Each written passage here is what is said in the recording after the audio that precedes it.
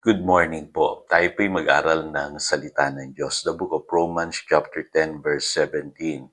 Kaya't ang pananampalataya ay bunga ng pakikinig at ang pakikinig naman ay bunga ng pangangaral tungkol kay Kristo.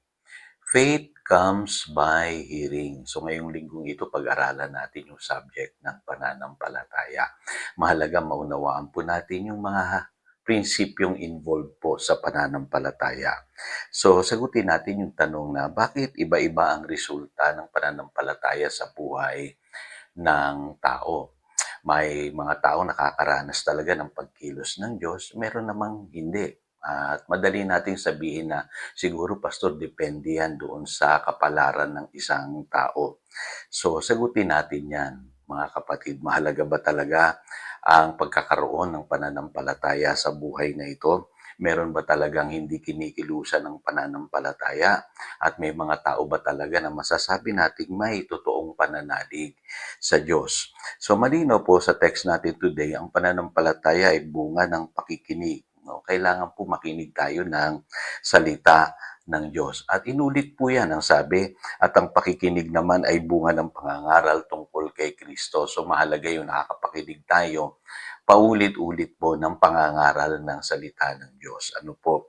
Kaya doon po sa Matthew chapter 13 verse 23 ang sabi diyan, at ang katulad naman ng binhing napahasik sa matabang lupa ay ang mga taong dumirinig at umuunawang mabuti. Tandaan niyo po, no? Hindi lang pala nakikinig, kundi umuunawang mabuti sa mensahe o sa salita ng Diyos.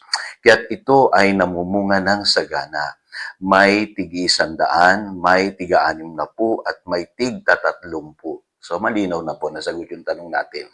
Sino daw po yung namumunga ng sagana? Yung mga nakikinig at umuunawang mabuti.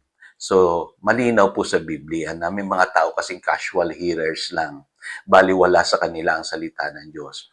May mga tao rin naman na pinapakinggan lamang nila yung gusto nilang pakinggan. At may mga tao talagang walang pahalaga sa salita ng Diyos. Kaya huwag nating asahan na kikilusan sila ng pananampalataya.